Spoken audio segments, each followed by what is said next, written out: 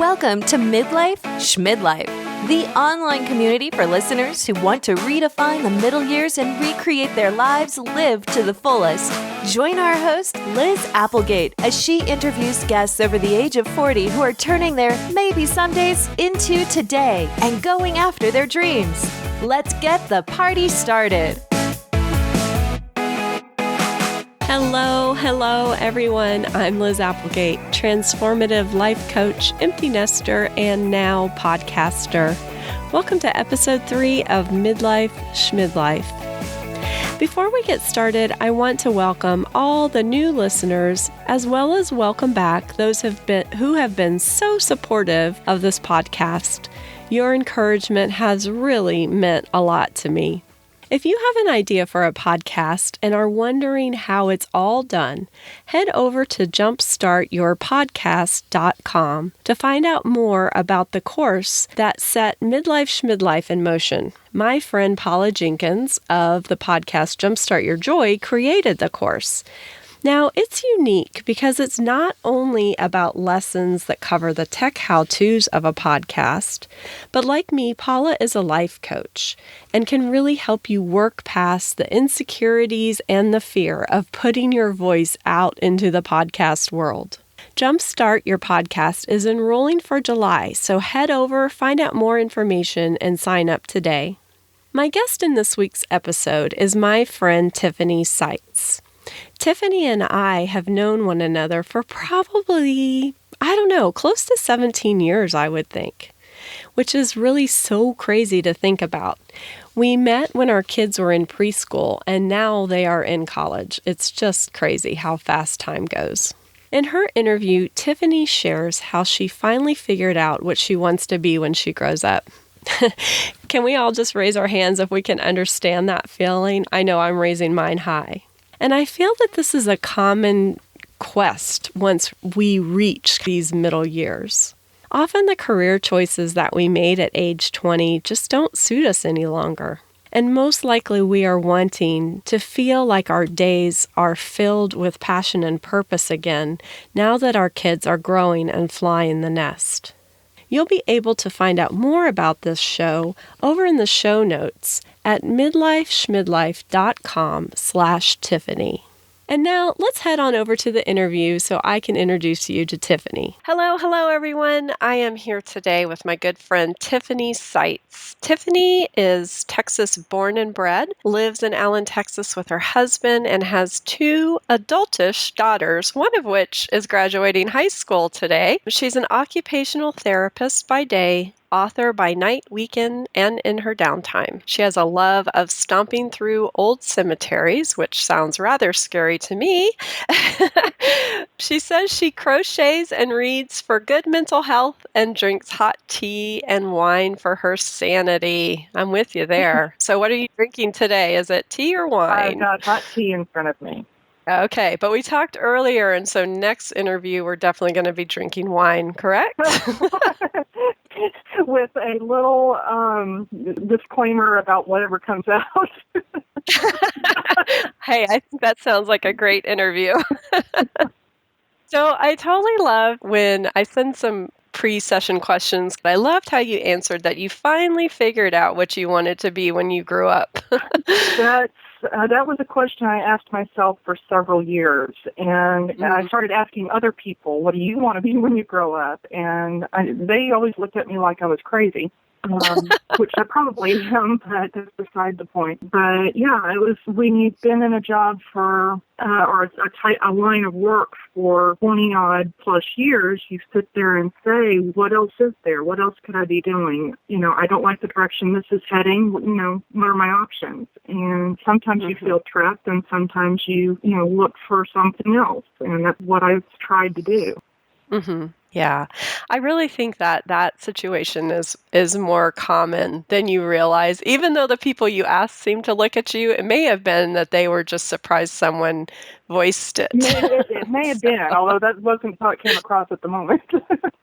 Yeah, exactly. So tell me what it was that you decided to be when you grew up. I got the writing bug and Mm. started writing what started out as a screenplay or two, and then morphed into writing my first novel, which I published last August. Seeing where that leads me. That's super exciting. So tell me, since this is Midlife Schmidlife, we do talk about age a little bit. So how old were you when you published your book? When I published my book, I was, let's see, what am I now? I was 47 when I published. Awesome. I know you said you started writing in 2013. What was that moment that inspired you to do that? Pretty much I was facing my second layoff in about the same amount of time, about 2 years. And sitting there saying, what do I want to be when I grow up? This industry, has always been good to me, but, healthcare industry has always been good to me, but, I am kind of stuck in what can I do to supplement this? And, the ideas have always come at me, but I've never done anything with them. So, I was working with someone who's become a very good friend, and she said, well, write it down. And so I did. And it just kind of grew from there. I wrote 2 screenplays. Of course, I know nothing about writing screenplays. Then I got another idea. It's like, okay, I want to try this as a novel, and started writing that out, and it gradually grew to pretty close to my goal word count of 80,000 words. And I'm like going, hey, I can actually make this work. So that's kind of it. Yeah. No, that's a lot. That's actually a It lot. really was. Yeah. So there's a couple interesting things in there that I realized that, when you had a friend that was supporting you and kind of maybe pushed you a little bit. More like a good shove, yeah. A good shove. Well, thank goodness for friends like that, right? I know. I can't live without them. So what were some of the challenges that you came up against in writing your book? Getting over myself was probably the biggest one. The fact that I had no confidence in writing, I had no experience in writing truly, except for, whatever I did in high school and college, is not sufficient to really build, confidence. It gives you tools to use, I guess, but just saying, well, I don't have a fully developed concept here. I don't know the latest grammatical and punctuation rules, and I didn't realize those do change. That was news to me. Yeah. Yeah.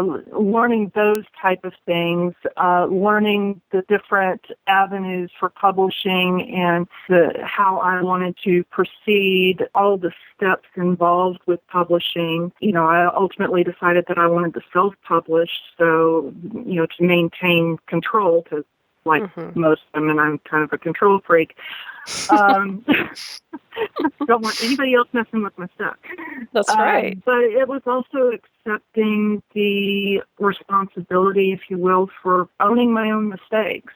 And something isn't perfect, well, that's on me. The interesting thing that I get from this is I've had a couple interviews now, actually of 5 or 6. And the interesting thing is when I ask this question, what were the challenges you came up against? The number one challenge is always basically getting over myself. Yeah, moving past the fear, stop thinking that I don't have what it takes, I am enough. It's just interesting. It's worded differently, but that always is like the top number one. And it sounds like that applies for your story as well. And I don't know if that's because of being female or have reached a certain age, or I can't say it was any one thing. Being raised to follow the rules and do what your life is planned out to do, and then all of a sudden you realize, wait a minute, it could be different. So right. Yeah, and like you said too, I mean, we get comfortable. You had worked in a certain industry for 20 years. There's probably a big comfort level in that. And now all of a sudden we're stepping out and doing something new. And I wonder sometimes if we forget what it's like to try something new like that, like to try a big major change. That's probably a big part of it too. The other thing I did before this, I guess this might have been a little stepping block for me, was, within the healthcare industry, I decided to go and get my master's degree. So I started a healthcare administration program, and really in my second semester into it, that's when my first layoff situation kind of exploded on me. I had to drop out of that program. So, already I was trying to do something new, trying to grow a little bit within that set industry, and everything backfired on me. So I had that little learning opportunity that I think that helped launch this particular part. So, you got to take the positives with the negatives. So true. And, it's interesting to think about. Sometimes we set off on a path and then, like you said, something backfires, life happens. Where would you be now if that hadn't have happened? You would have never published this book. There's a big possibility that you wouldn't have had the opportunity or the exploration to even do that. Well, in this case, I know for sure that the person who pushed me to write down my ideas, I never would have met her if that particular situation had not occurred. Yeah. It would have been a very different situation if I had not had that experience. So. Mm-hmm. Yeah, so it's always good to keep in mind. Sometimes what we think we want is not the path really that we're meant to go down. So what was the reaction from family and friends when you said you were going to publish a book? Well, actually, you're probably in a good position to answer that question. Yeah. I didn't tell anybody I was writing for at least, it was over a year before I let anybody know that I was writing. With the exception of the friends, her name is Darlene. Darlene knew, my brother knew, they were reading my work, but pretty much nobody else knew until I was basically ready to publish. When I started getting ready to lay it out there, this is what I've done, I started a blog and eventually announced it on my blog, still kind of hidden because nobody looks at my blog. Unless they're told to.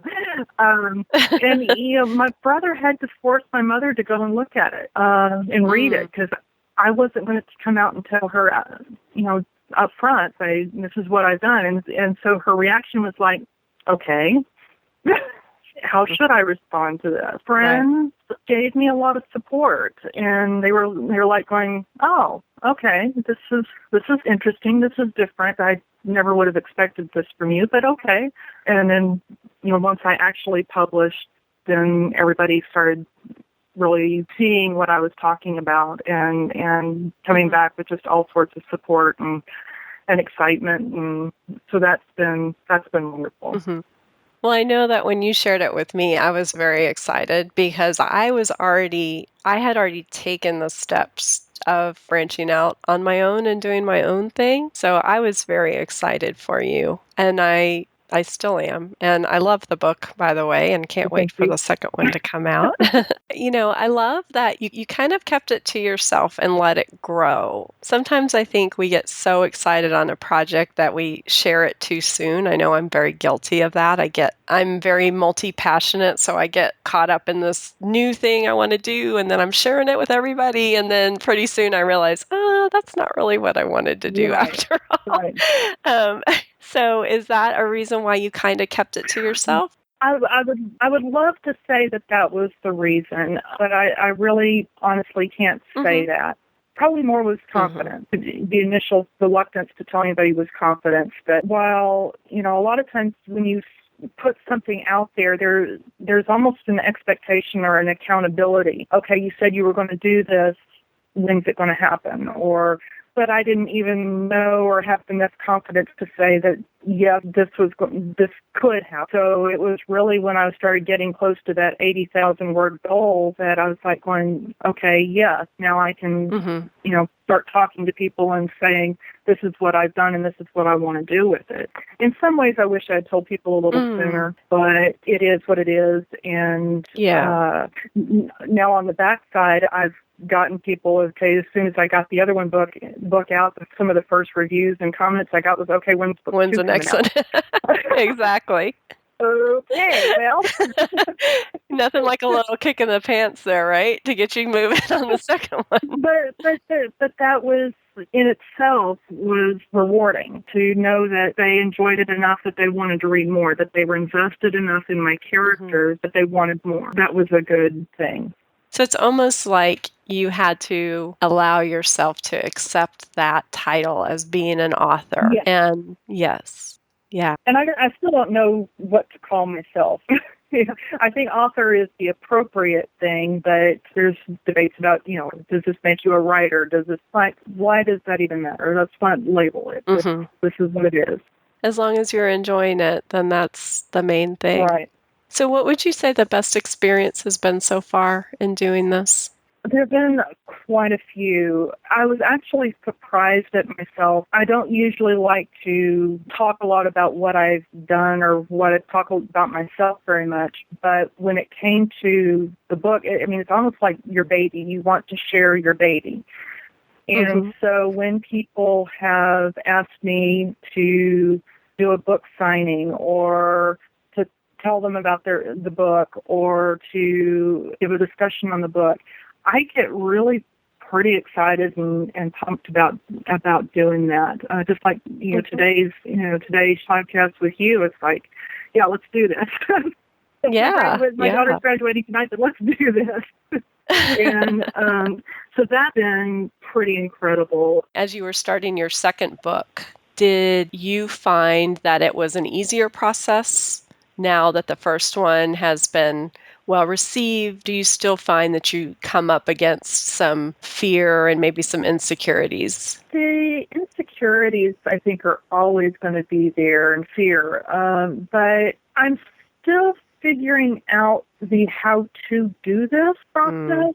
And when I'm one thing I did differently with book 2 is I was actually trying to write 2 books at one time, which I don't quite recommend. But I would get stuck on one, so I'd switch to the other, and that seemed to work. Now, long term, it took me longer to put it together, and finally I got to a point where I just needed to focus on the one, and now I'm trying to go back and work with the one that I kind of set aside. But no, it really, I'm still in that learning phase of what works, what doesn't, that type of process.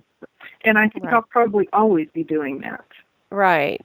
And I really admire how you can look at it that way instead of having it feel like maybe you should. Sometimes I think we feel like, oh, I should know what I'm doing, but you are accepting that it's an ongoing process and being open to that. Right. Yeah. And I've joined several groups, both online groups and, of course, my writing group, and talked to other people. And, it seems like everybody's got a different process. So, as I read about somebody doing fill in the blank, X marks, whatever it is, for example, with outlining, I take that back and say, well, could I outline this? No, outlining is not my cup of tea.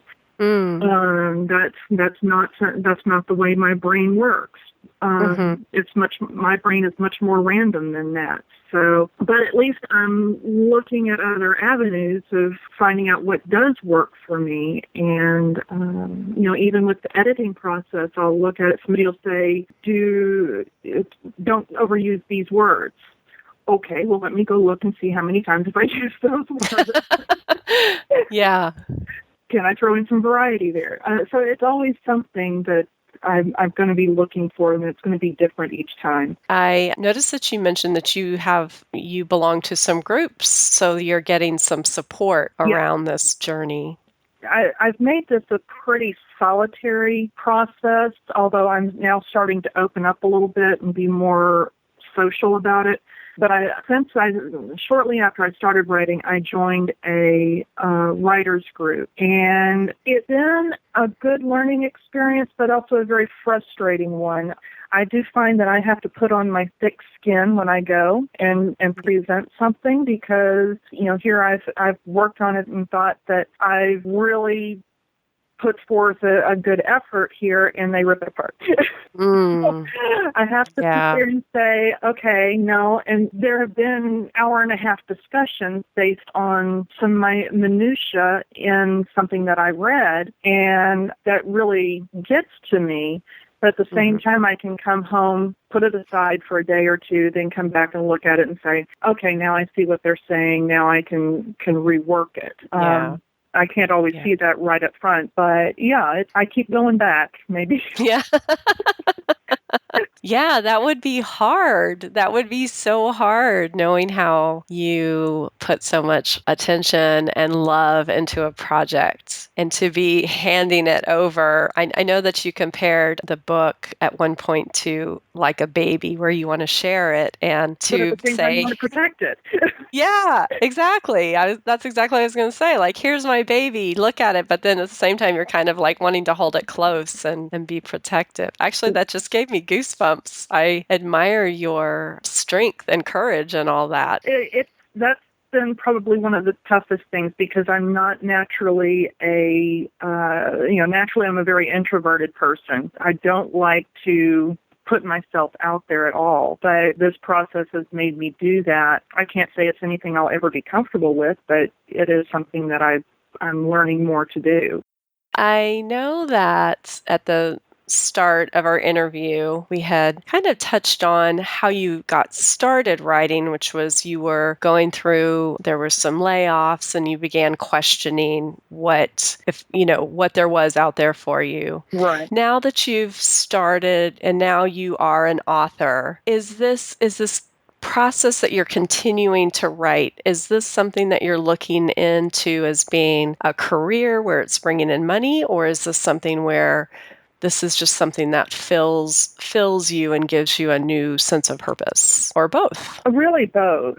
It would be absolutely fabulous if I could make a sufficient living as an author. But I know that takes time and a lot of effort on my part. In the meantime, I do still have to pay the bills. Right. So trying to balance all of that, it will just take time. And in order for it to be a more lucrative, paying, supportive role, I need to basically quadruple my output. But I just keep working in that direction, and I got another idea this morning and started writing it down and just have to see where it goes. I've got several of those type of things sitting in the background just waiting for their turn to be written. It may take me some time, but hopefully I'll get there where it can be more than just meeting that emotional need and actually also meet the financial need. Do you find, you said that you had a new idea come up. Do you find that practicing that, being open to the ideas are they seem to be coming more frequently, or has this always been something that's just would get a great idea? Or is this something that as you are looking for the ideas, they seem to be showing up more? That's hard to say because I've always had the fantasies, the ideas always kind of scrolling through my head. But now that I'm aware that I can do something with them, there's kind of a wait. Can I work with this? Can I put this down into enough that I can remember it and work with it later, because I can't really work with it right this moment. I can't say that it's more frequent, but maybe I'm more aware of what the possibilities are. So it's almost like they're more purposeful, like they... Right, maybe. But even we have our normal everyday fantasies, can I use those? In a way, and that's how really some of the scenes in the two books that I've worked on. The first one that I published, and then This one that's just waiting for the final trigger. Yeah. There are scenes in there that, I fantasized about completely different, not associated with these books at all. But it was like, I can use that. I can work that in here. That's how some of the scenes came about. So you just never know how things can be pieced together. Yeah. Yeah. And it always seems to happen when I'm in the shower or driving down the road. Oh, you too. That happens for me too. What is the one thing that nobody ever talks about being an author? There are different things that there are different aspects that every writer does not like. They don't like editing. They don't like proofing. They get writer's blocks. They don't like to pitch. So different. I think that's a hard question to answer. But you know what I get out of that is that you can not like those things, but that doesn't mean that you're not a writer. Right. Correct. And you still have to find a way around certain things. If you aren't really a good proofer, you need to pay somebody or have somebody you trust do the proofing. Same thing with editing, cover design. If you don't want to pitch to agents and whatnot, then you need to be prepared to go self-publish. No matter what you do, you have to find a way around it to make it happen. Otherwise, that book, that poem, that short story, whatever you've got, is going to sit on your computer where nobody's ever going to see it. And I think ultimately you have to decide what I want is for people to see my work, whether it pays the bills or not. Ultimately, I want to share what I've done, and off you go. It's that decision, whether your desire is greater almost than your fear. Right. And do you want to share or not? You can just write for yourself and gain satisfaction that way. But if you actually want if you want to share your work, then you need to find a way to get it out there one way or another. I love that you pointed out how writers depending on who it is, they might not like proofing or editing or pitching or all that. I think people can get caught up thinking, oh, I have to like to do all this stuff, and if I don't like it, then I'm not a writer, or I'll never be a good writer. When really you're a writer, so there are other people that can help you do these little pieces that you don't like to do. Yeah.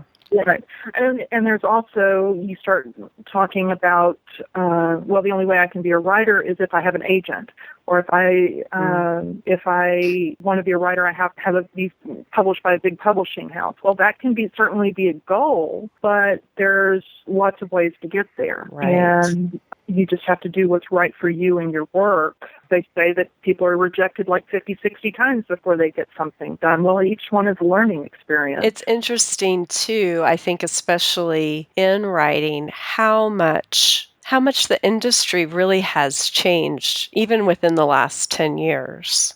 Oh, huge. Yeah. To think, so those old rules, I'm doing air quotes, rules that used to be with writing, like you used to have an agent and you used to have to, find a publisher. Those aren't a necessity right now. Right. Well, if you want the bigger bucks up front, the initial, I'm not even sure I've gone blank on the word. I do that a lot around when I start talking. That's what we're calling midlife moments. I lose them so fast. Those are midlife moments, Tiffany. That's totally acceptable here. An advance, that's what it is. If you want that advance, fine and dandy, write something that attracts the publishing house that's willing to pay for the advance. Attract that agent that will help you find that publishing house. But if you want to do more of a grassroots growth, organic growth, I think is a term that you kind of gave me, then, go the self-publishing route. And either way, you've got a lot of work ahead of you, but it's the different approaches that will get you eventually where you want to be. Right. Did that make sense? Yes, it did actually. No, it did, because, it's very true. I mean, it just depends on which route you want to take, but by bringing it up, I just wanted to share that sometimes we get these shoulds in our mind, like, or have tos, like I have to have this and I have to do this, Right. or I should be doing this.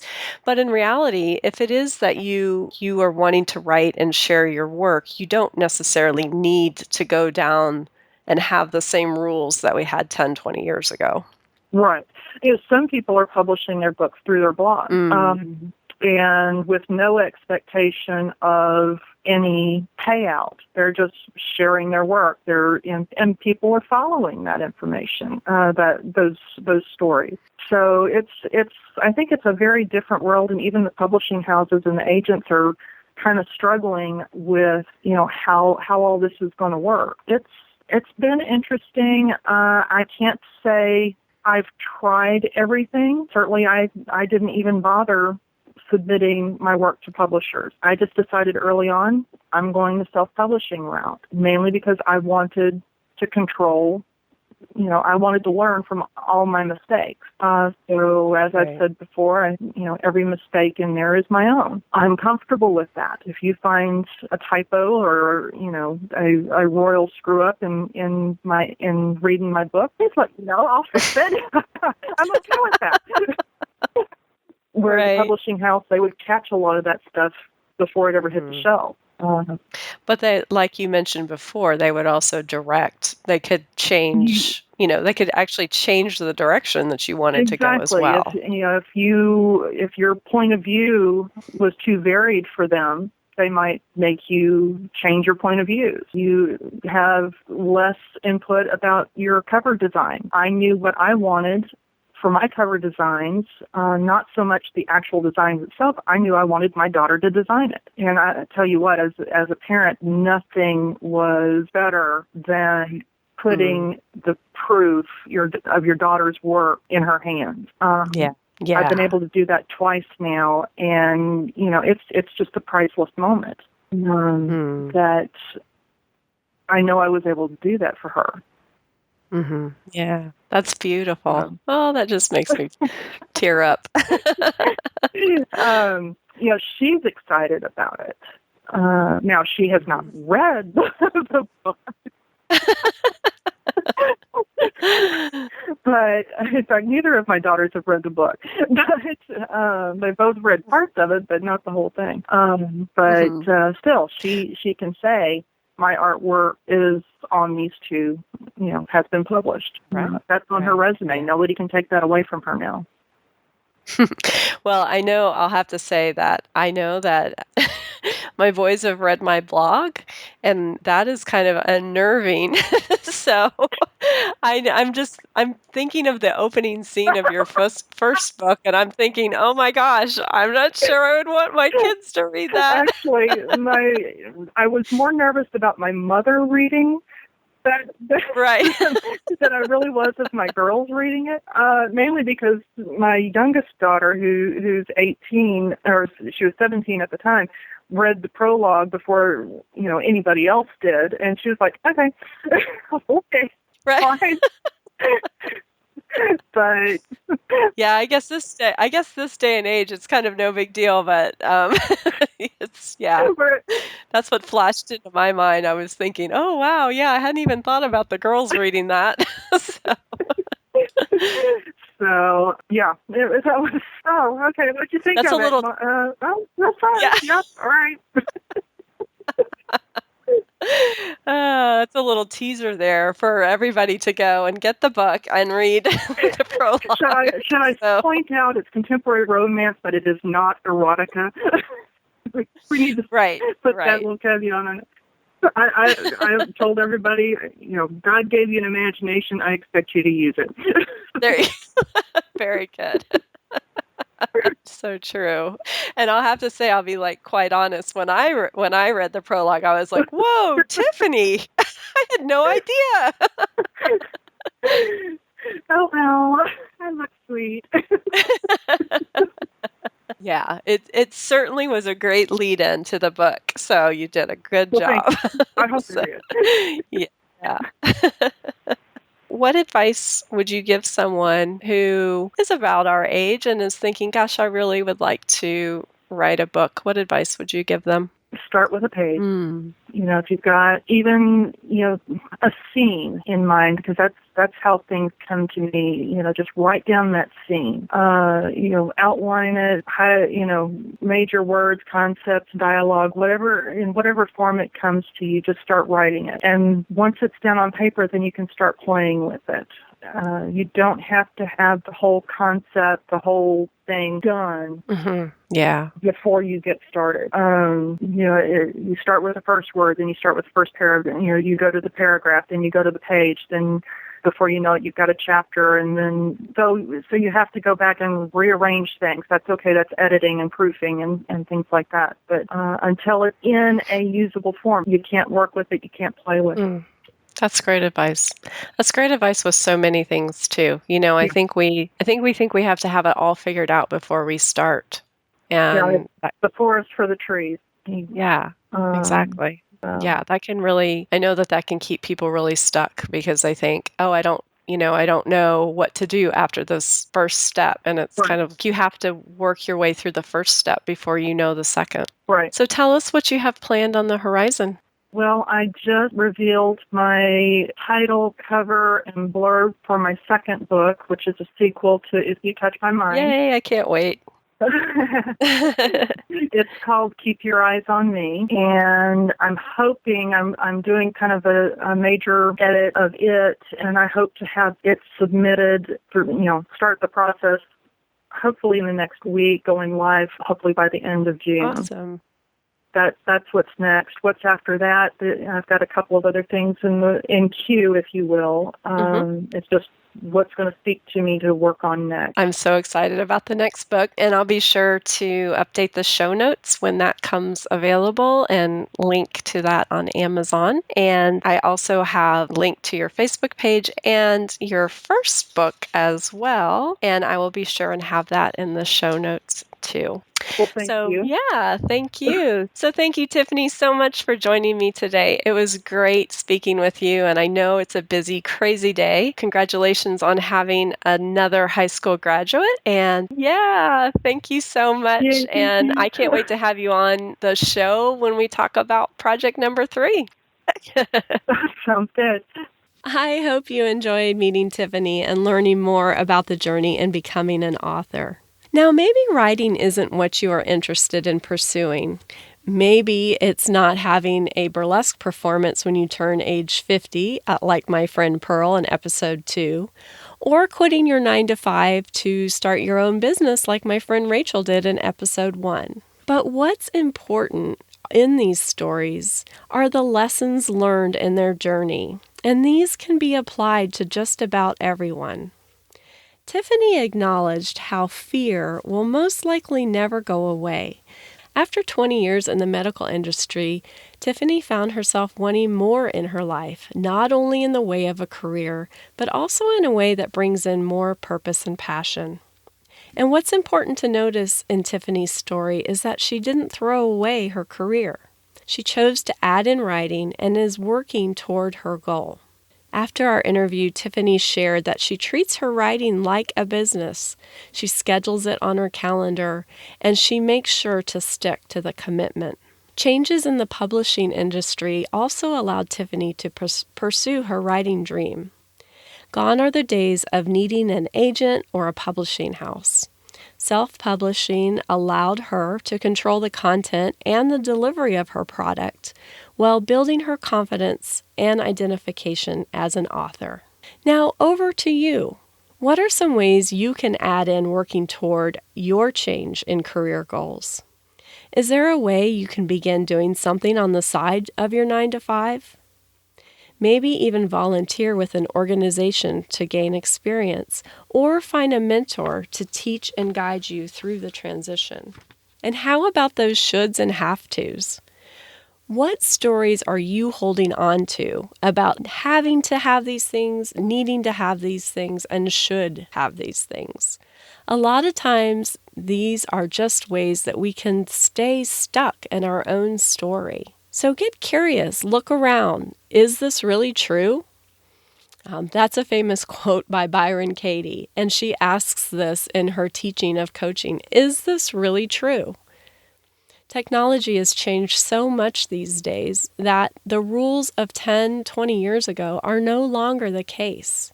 Gather all the information that you can to make sure that these stories aren't really true. Often there are ways to work around them and people that you can find to connect with to learn more. Be open to the new possibilities. I would love to hear from you.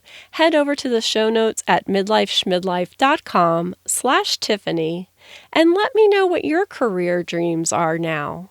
And in the meantime, have a wonderful week, and I look forward to talking to you next week on Midlife Schmidlife. Like what you're hearing on Midlife Schmidlife? Head on over, leave a customer rating and a review. I'd love to hear from you.